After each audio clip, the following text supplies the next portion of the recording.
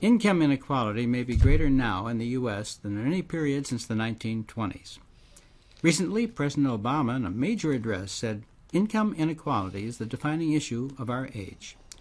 On this edition of Insights, we'll explore how extreme income inequality is, look at whether the middle class is disappearing, and what's happening with the number of people in poverty. Also, we'll want to know why has inequality accelerated in the last 30 years. And finally, in this one program, we'll examine various government programs and policies that could have an effect on moving the needle to a less skewed distribution of income. With us to cover all this ground in this interview is Dr. Timothy Smeeding.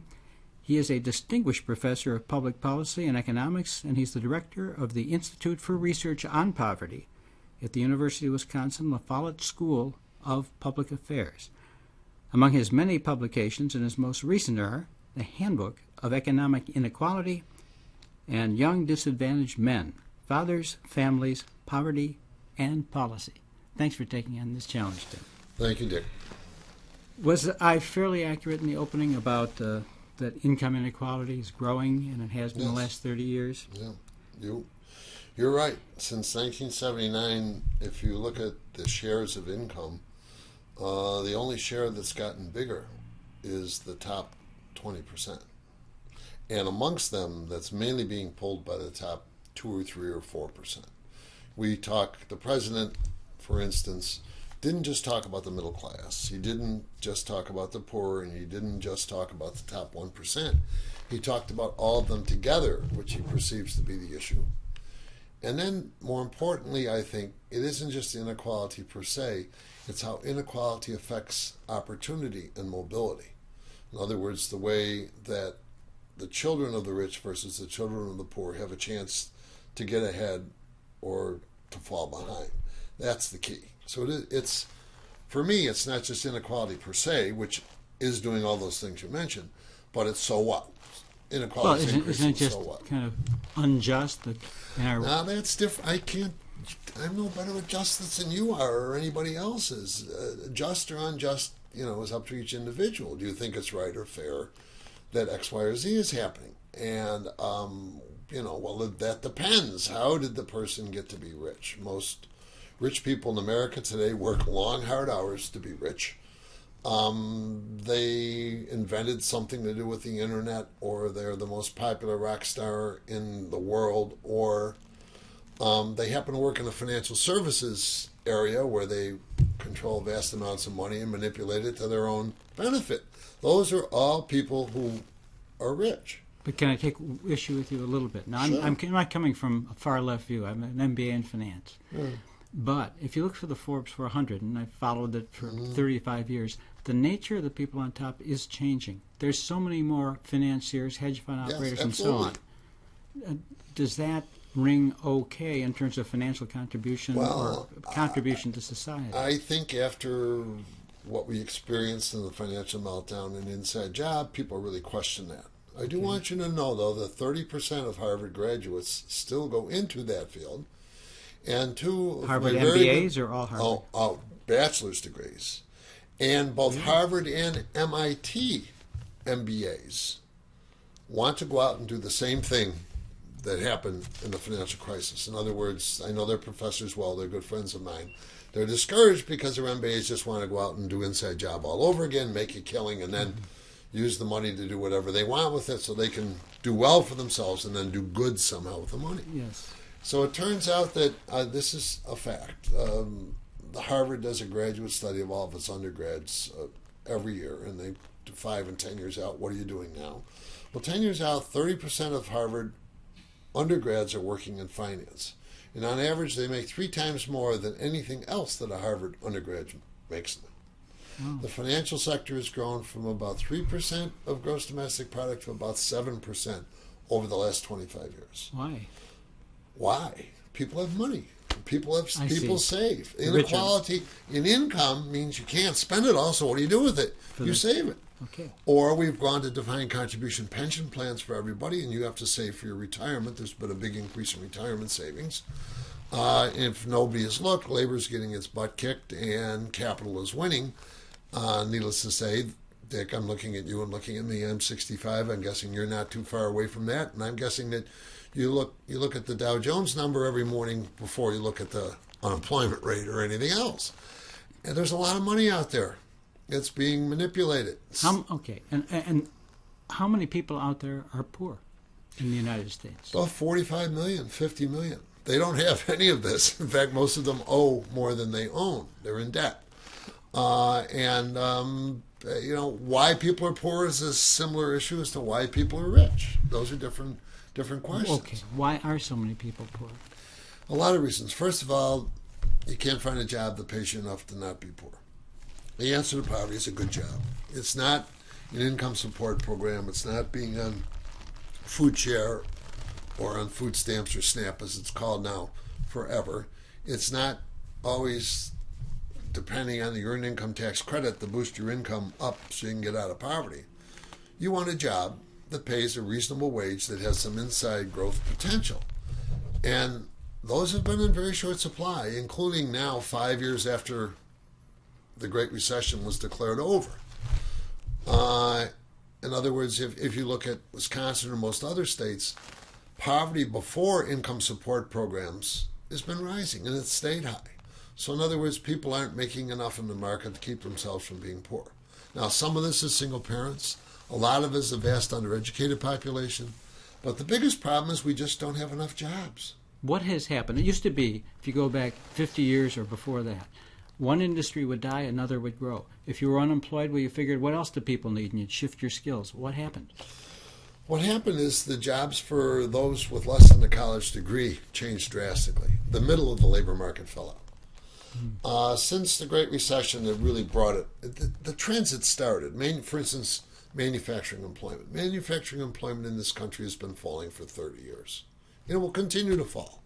Because of outsourcing? Because it's cheaper abroad? No, a little bit might have to do with outsourcing. A lot of it has to do with higher capital labor ratios, needing fewer people to operate machines. Automation. A lot of it has to do with robotics. A lot of it has to do with the skill level you need to operate that machinery. Mm-hmm. So that's called productivity to the rest of us. You produce more output with fewer workers. That means we're growing. Yeah. But the problem is all the benefits of that growth are going to the people who own the robots, who own the businesses, and the jobs that are disappearing were those that used to take people with a high school degree into the middle class. And so it's manufacturing, but it's also construction, public sector employment is down.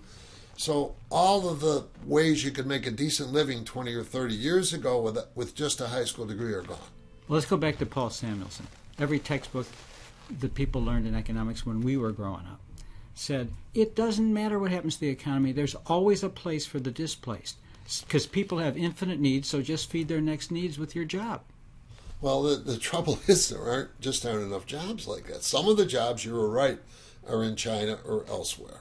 Yeah. But the skilled jobs aren't. You don't need to go there with the skilled jobs. But what about unskilled? Give a massage to the rich people. Well, what's been going on essentially in the unskilled labor market, it's been growing. Jobs have been growing for unskilled people in services, in retail, in low-level service jobs.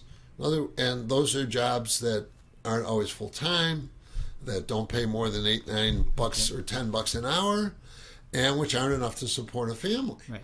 And so essentially you have the people on the one end who are well-educated and highly profitable, have good savings and good pay, and then the people at the other end who are working for them. Okay, well, I've got the solution from what you're saying, and it goes against what you said earlier. You say we need more jobs. Why not just do what we're doing? There's the earned income tax credit, different subsidies, so those people working at lower income jobs, because this is the substitute when you become unemployed, there's something to do, but it's cheap labor. Why not just have the government do transfer payments to make sure they have adequate income? Then, it's a couple of things. First of all, we want people to be productive. Work is the highest head value in America. Americans work. Low-income people feel better about themselves when they work. They don't feel poor when they work. Their children feel better. So work has got to be a big part of the equation. Yes. And part of guaranteeing a minimum income to people is that you're going to discourage them going to work. So there's an issue there. Why do you discourage them if you... No, I'm saying if they're working, the earned Well, if income... you're working, yes, if you're working, but then we need enough jobs for them to work But at. there's... As you They were have saying, enough hours.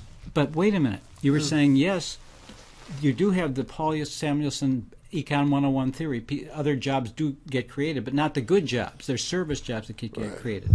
Working retail, giving massage. Well, that massages aren't cheap. They're absolutely Whatever. right. Why not have people shift to those kind of jobs There aren't but give them enough of supplements? those jobs, and we are supplementing them now. But it's not enough to be a middle class person. Well, then why not have a $15 minimum wage or a bigger earned income tax credit? We don't want to. The earned income tax credit, what goes up comes down too. And What do you mean? Well, the earned income Why don't you tax explain? credit. Define the earned income tax credit. Earned income tax credit is a supplement that you get if you have 1, 2, or 3 children mainly, and you don't earn enough to keep them from being poor. Okay. So for someone who makes $15,000 a year, it's a subsidy of almost $7,000, and you get it once a year at tax time. Why don't they rearrange that so you get it weekly? Because of fraud, because of various reasons, and we have nothing to deliver it weekly. For instance, we have no way to deliver a monthly child allowance or something like that. We could do it through the withholding system. But the problem there is that we'd open Tim Smeeding and Dick Goldberg Enterprises. We claim we put in 8 people who just happen to be making such that they should be getting the maximum earned income tax credit. And so when we go to file our taxes, we tell the government, well, it's negative withholding.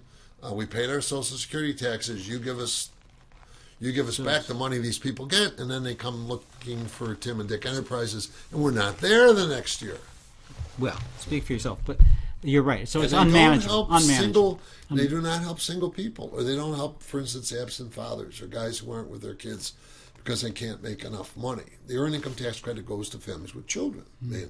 Mm-hmm. So what we're trying to do is to find out if we can find ways to get jobs for guys so they can pay their child support, legally, above ground.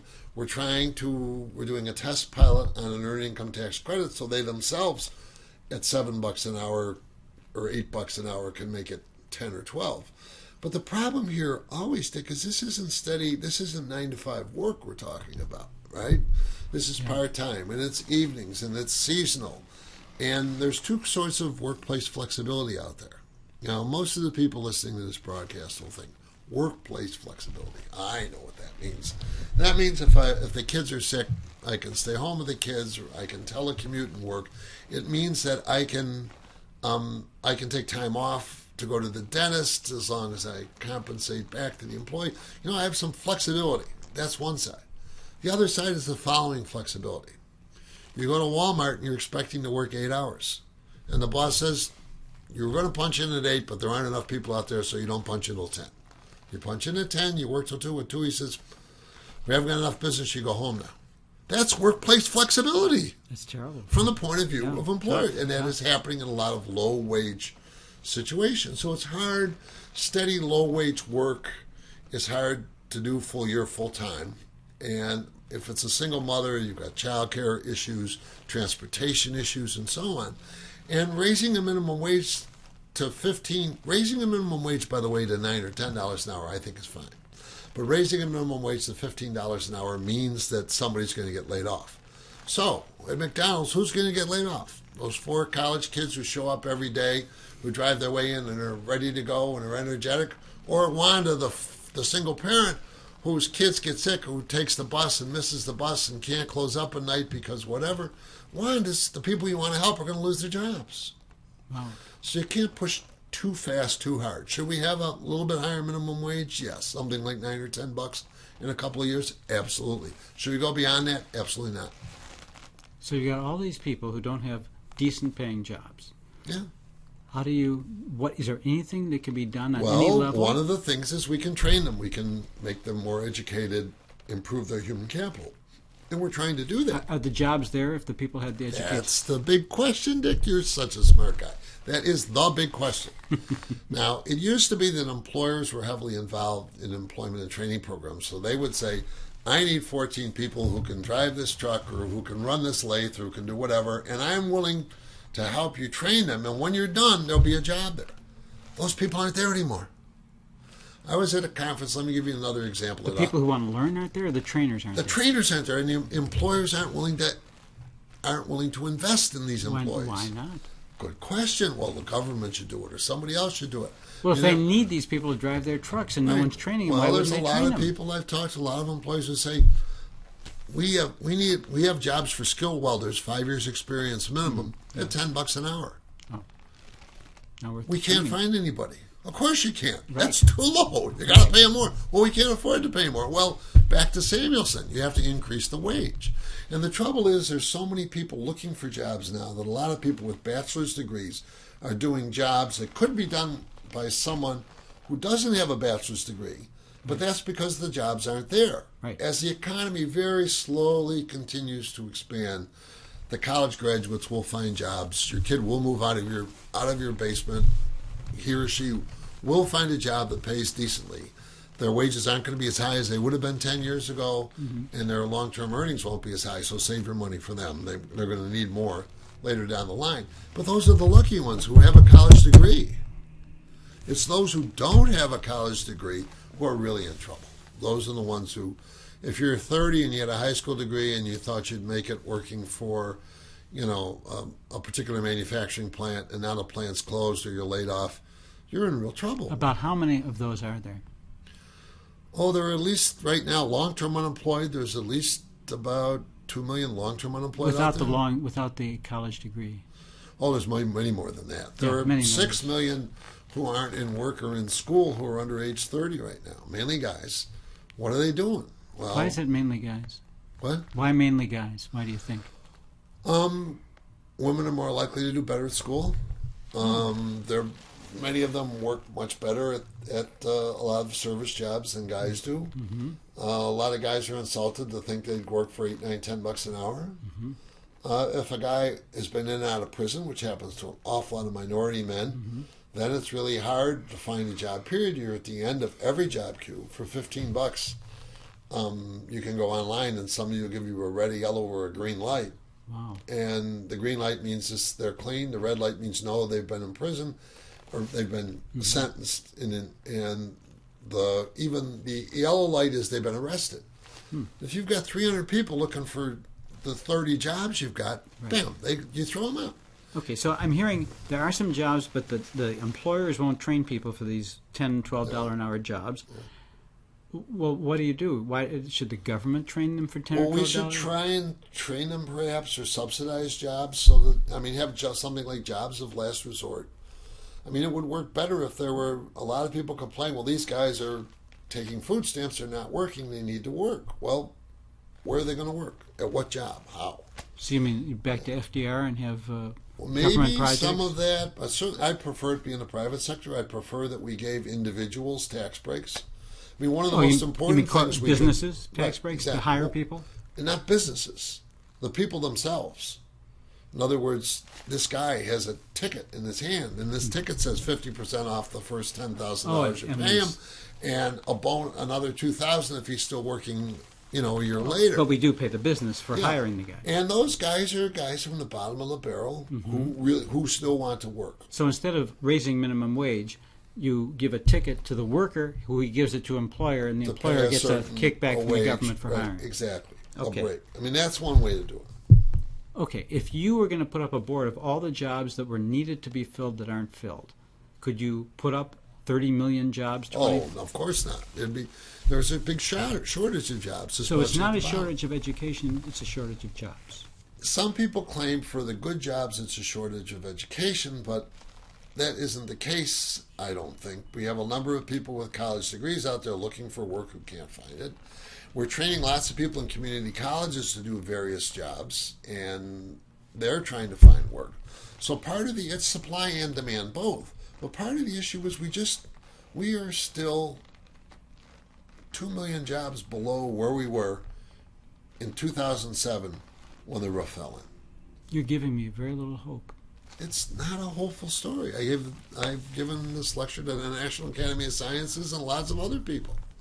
So what can we do? Right. Well, what we need to do is to find a way to actually stimulate jobs and get into job creation. I would say that's probably a bigger issue than inequality. It will help inequality if we can find jobs. Now, where do we get the money to do this? Well, can I slow you down a second? You say stimulate jobs. You mean create jobs that Create aren't there? jobs. Create demand for jobs. In other words, stimulate employment the way I mentioned with wage subsidies, maybe some public sector jobs of last resort. Maybe You're talking some about how about infrastructure? Maybe some. Well, it's infrastructure is. We need to build roads. We need to build right. And bridges. Who gets those jobs? The guy. Have you looked at a construction site lately and seen anybody under the age of 40 there?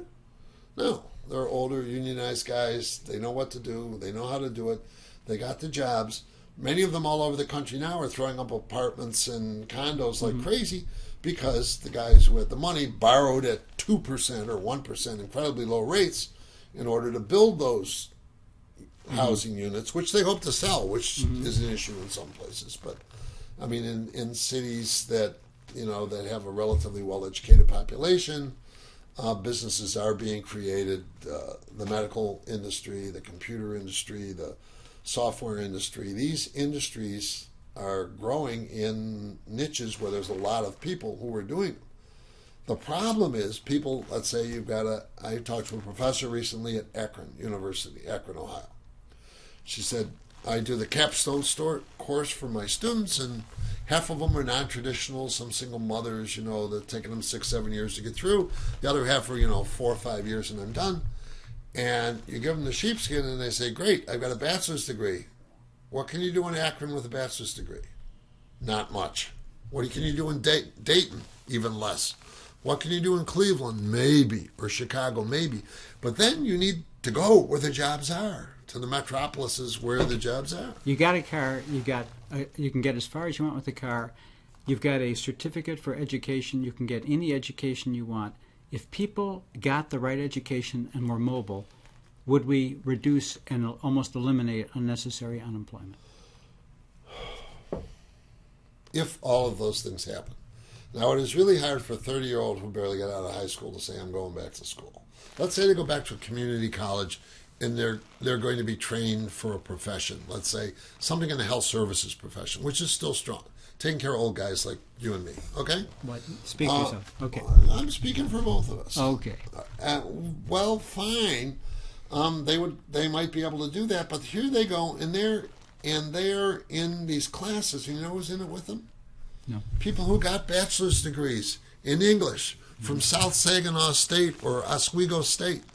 They're number 994 to get a third grade English teaching job. They've been tending bar for 6 years, and they finally woke up and realized, hey, this ain't going to work. And they know reading, writing, and some arithmetic, and they're in there getting those certificates. They don't need remedial training the way some do, and so forth. So it's a really tough slog.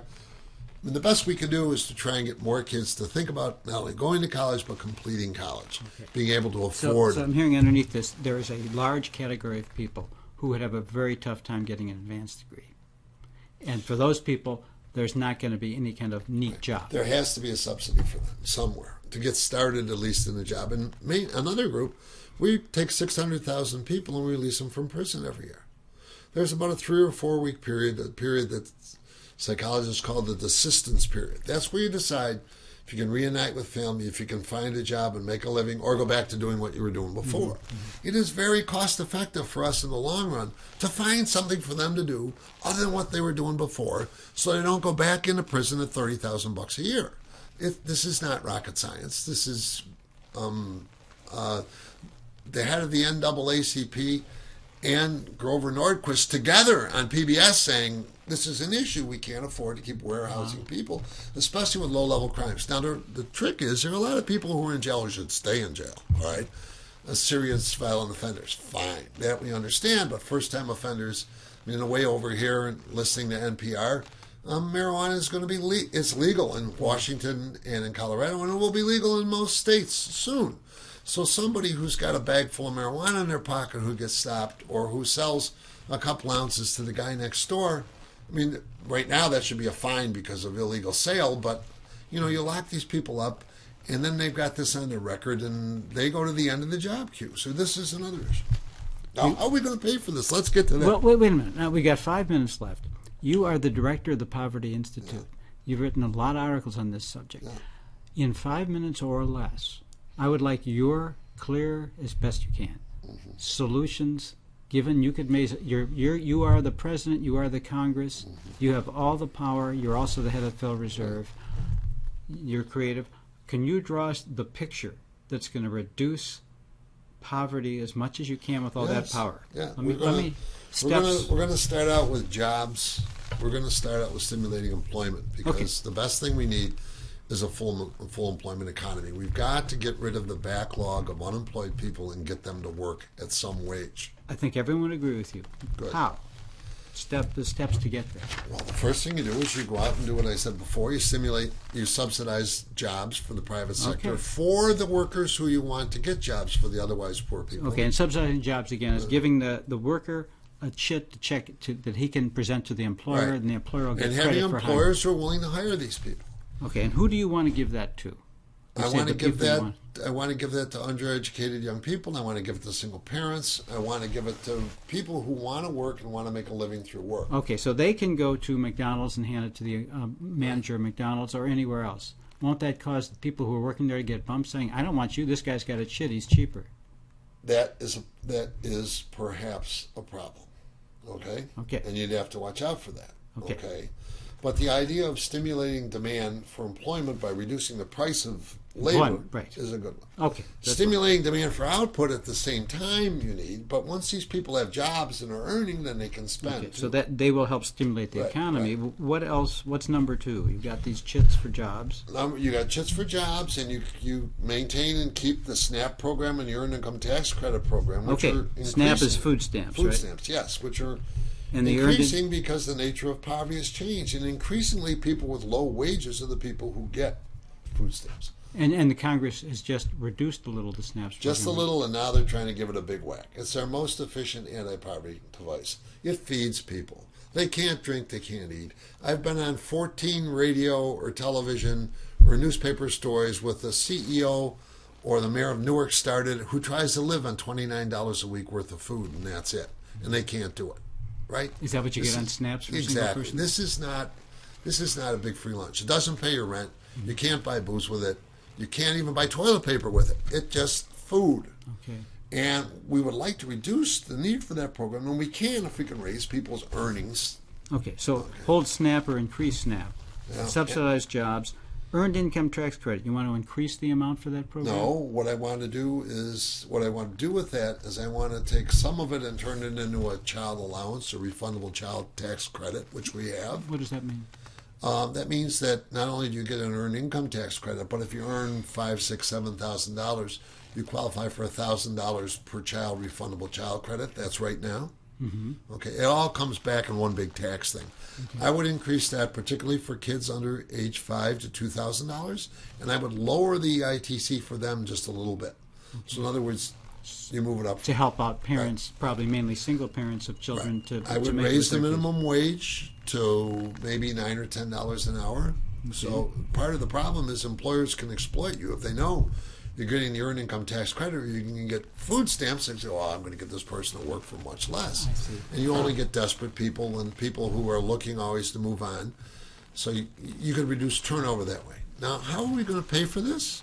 What we're going to do is go to the top and say, I was in October in a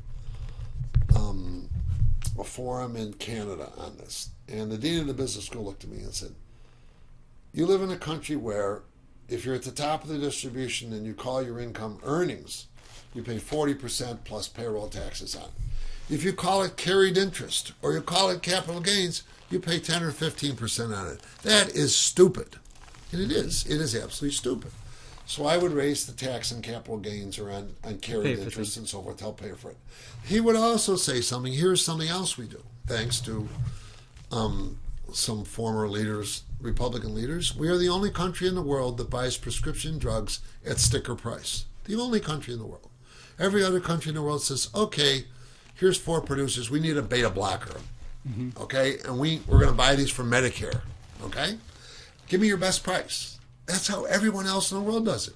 We say, no, we'll guarantee you a patent on whatever little tweak you do with it, and we'll give you that patent for 10 or 12 years, and then we're going to guarantee we're going to pay the sticker price for it.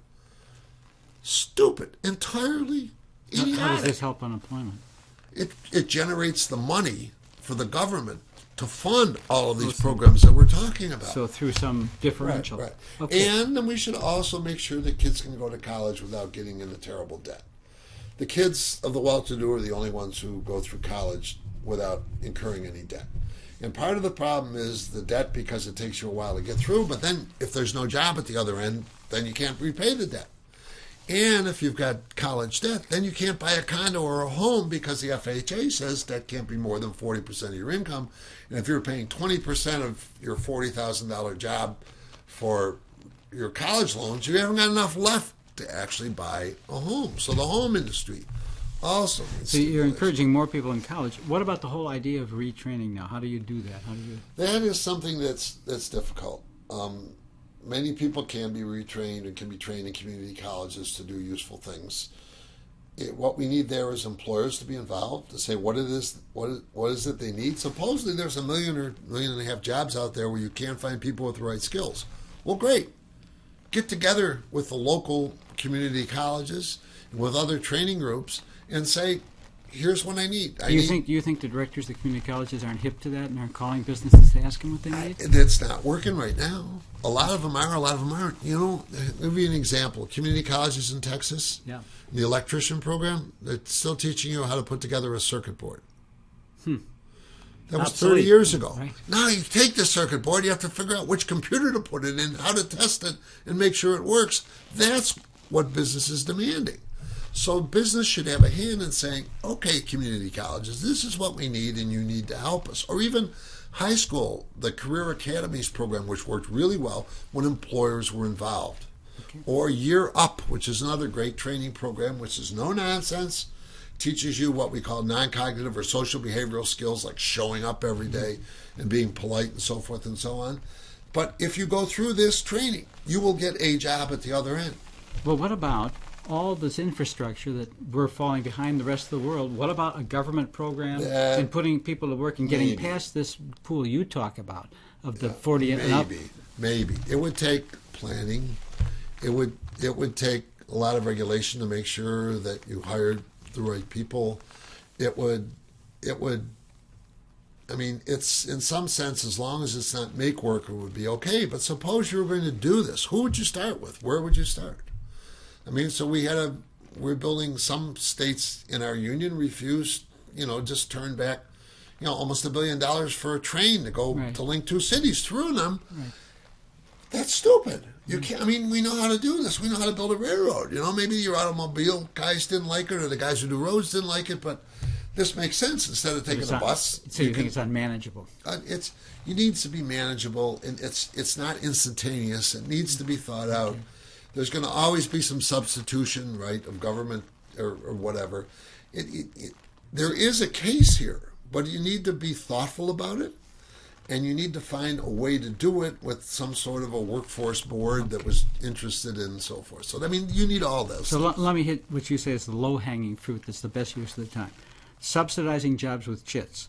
Holding the SNAP program, maybe increasing it some for food stamps. Yeah. Earned income tax credit, beefing that program up. Yeah. Raising the minimum wage somewhat, and I assume gradually thereafter. Right. Making sure college is more accessible. Yeah. Getting business to talk to junior colleges, getting conversation going. Anybody, and to talk about training the workers that they need. And if we did everything you're saying, do you think that this big inequality that we're seeing, this growing inequality, would freeze and start going the other way? I think we might be able to hold it constant. I think that we would be in a much happier place. The problem now is the top is gaining and everyone else is losing. And it keeps going that way. Right, and it's going to keep going that way. Trust me, that stock market, I mean, those corporate profits are owned by somebody, okay? So it's going to keep going that way. But the point is, if you go to someplace like China, huge inequality, big gains in the cities, but in the rural areas, those peasants are realizing their life is better than it was under Mayo, and their kids are going to have a better life. You can tolerate a lot of inequality if all the boats are rising. But if your boat is sinking and you've been doing the right thing, working, saving, and whatever, and you and your kids can't get ahead, while all the advantages go to the people at the top, that's not a healthy society. Well, listen, I thank you very much for your time. You paint a sort of bleak picture here. It doesn't sound like there's a lot of hope. And even if we follow your program, it's a maybe. We have to start somewhere. We have to start moving somewhere in a way to put people back to work in jobs, to make wages rise, to invest in things that will create these jobs, and not just, let the top 1 or 2% of the highly educated with lots of leverage, just do their own thing. Tim Smeeding, thank you very much for being with us, and I hope you'll join us on the next edition of Insights. And remember, you can find all our podcasts at dickgoldbergradio.com or search for Dick Goldberg at iTunes or YouTube.